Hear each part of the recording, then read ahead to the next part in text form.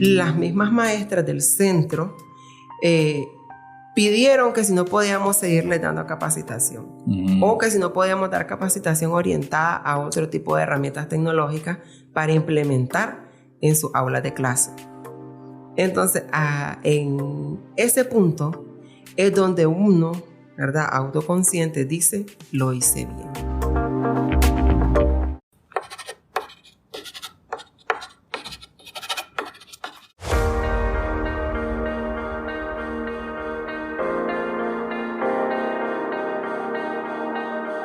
Gracias por estar escuchando un nuevo episodio del podcast Pizarra en Blanco, donde hago un viaje por mi primera experiencia en el mundo de la docencia y que en este viaje voy a estar presentando, hablando, compartiendo con diferentes protagonistas, así como otros docentes del Centro Cultural y Politécnico José Coronel Urtecho.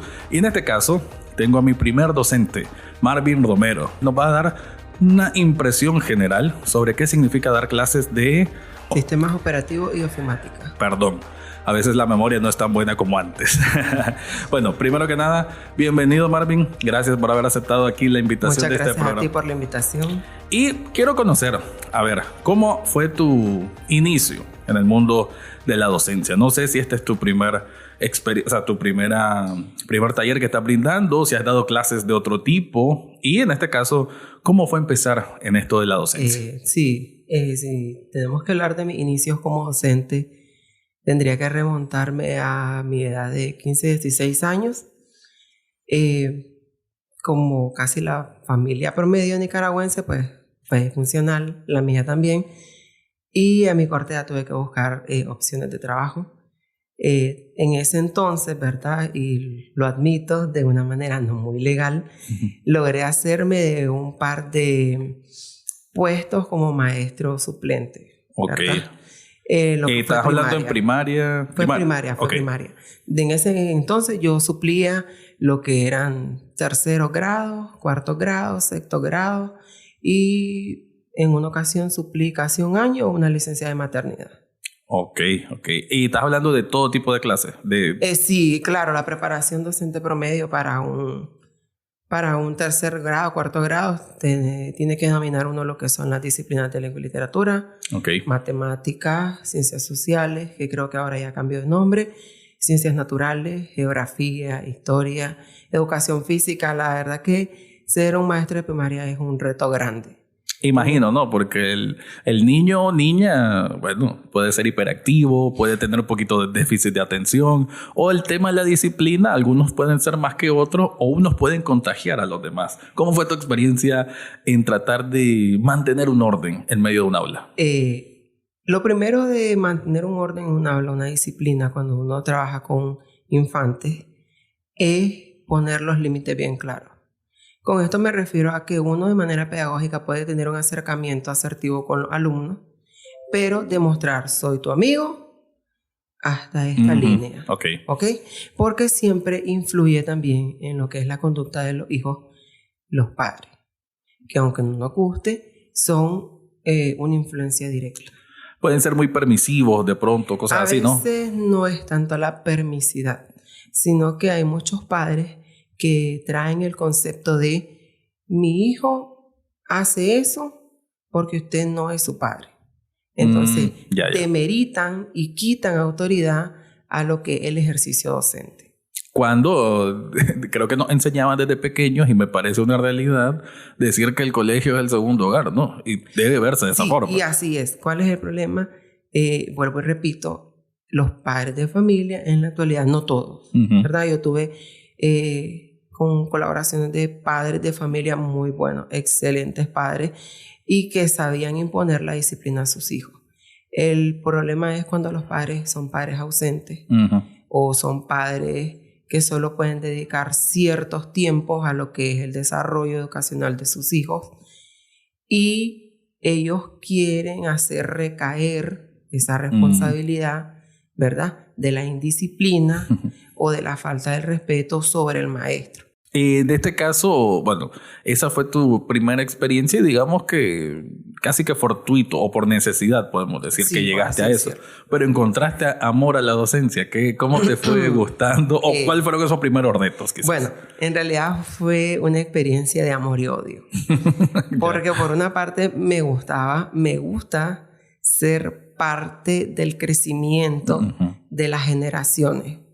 Porque ser maestro, ¿verdad? Trabajo aparte, te da poder. Te da poder de predicar con tu comportamiento y con tu procedencia. Si los alumnos ven que uno como maestro tiene ciertas procedencias, muchas veces creamos un antecedente.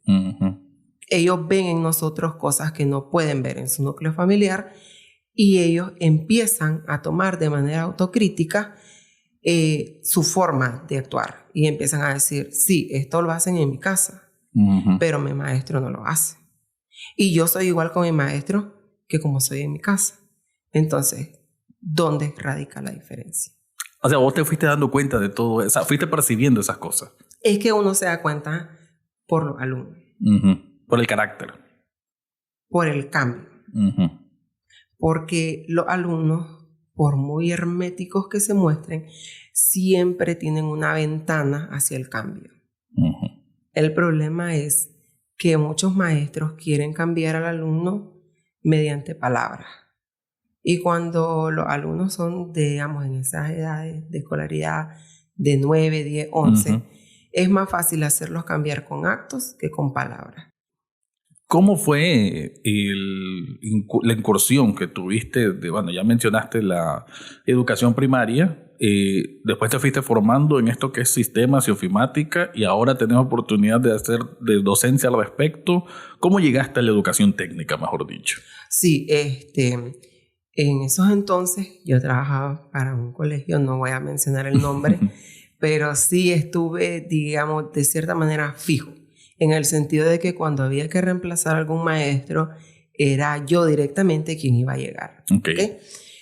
En ese entonces la administración, el jefe, por así decirlo, el director, me conocía y él me dijo que estudiara una carrera afín educacional y que él me podía brindar una plaza fija en ese lugar.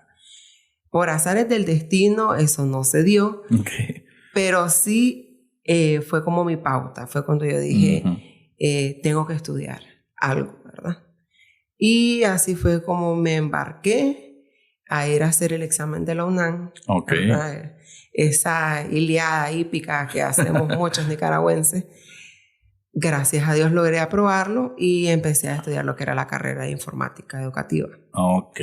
Ya, claro, todo esto movido también porque me gusta la programación, me gusta lo que es la programación.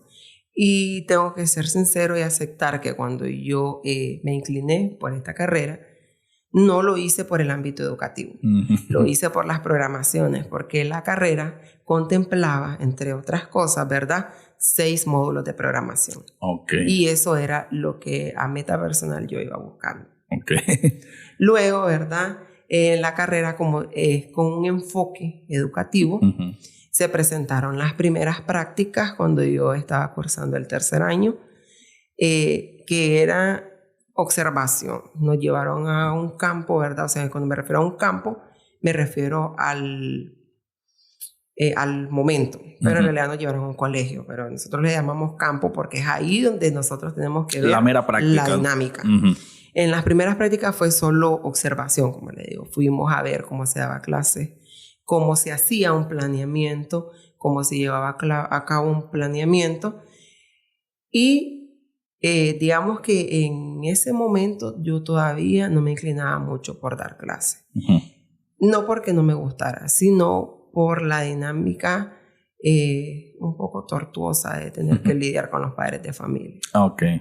Cuando se dan mis segundas prácticas, ¿verdad?, el segundo módulo de prácticas, a mí me mandan a dar una capacitación a maestros de un instituto que queda ahí cerca de la UNAM también. En ese momento a mí me mandan, claro, como parte de mis prácticas, ¿verdad? Entre las cosas básicas que tenía que hacer, que era desarrollar planeamiento, material didáctico y todo lo demás, surge lo que es dar clase, estar en el campo. Entonces ya fue como que yo por mi cuenta dije, ok, esto sí me gustó más. Y uno siente, porque es cuestión de sentir, esto de la vocación es un sentimiento. Como ¿verdad? Que te llama, ¿no? Hay un llamado. Entonces uno siente que hizo algo importante, que sí dejó una huella. En este caso, lo que a mí más me motivó, ¿verdad? Como un comentario personal, fue que mis prácticas estaban destinadas a desarrollarse en 6 meses. De los 6 meses, 4 yo iba a estar dando estas capacitaciones. Y cuando yo terminé, las mismas maestras del centro pidieron que si no podíamos seguirles dando capacitación o que si no podíamos dar capacitación orientada a otro tipo de herramientas tecnológicas para implementar en sus aulas de clase. Entonces, en ese punto es donde uno, ¿verdad?, autoconsciente dice, lo hice bien. Y creo que eso es como... Esto no es no es que la docencia se trate de que uno tenga que tener esa retroalimentación en todo momento, ¿no? Pero ayuda a tener observar que esa persona, independientemente de la edad, pero quizás todavía más en adulto, saber de que a esa persona le inculcaste algo que le va a funcionar en su vida, en su día a día, o incluso en encontrar un trabajo, que al final es algo que es tan importante, ¿no? Y mucha gente, creo que ese es uno de los, entre muchas cosas, pero uno de los principales propulsores de educarse, ¿no? De tener una formación, es para eventualmente conseguir un trabajo y mejorar tu calidad de vida, ¿no? Si lo vemos como un eje natural de las cosas, para eso es que uno busca estudiar o mandar a estudiar a los hijos, ¿no? Para eso exactamente, para tener un desarrollo. Tener un desarrollo y tener, cuando vos sentís ese...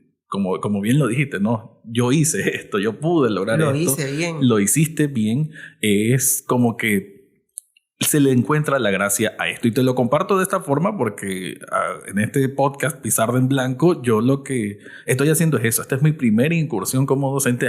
Yo no me había visto jamás en la vida como dando clases, nunca, la verdad. No es que tuviera mala relación con mis maestros en la universidad ni nada parecido, pero yo sí siempre tengo como una medio...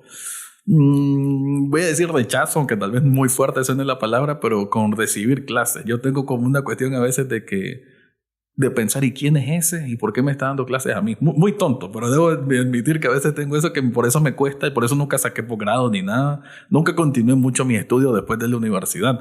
Ahora que estoy desde este otro lado impartiendo clases, me estoy dando cuenta de mi propia equivocación, de qué bonito es recibir clases, la verdad, de seguir aprendiendo. Y en la vida uno nunca, no importa la edad, nunca termina de aprender.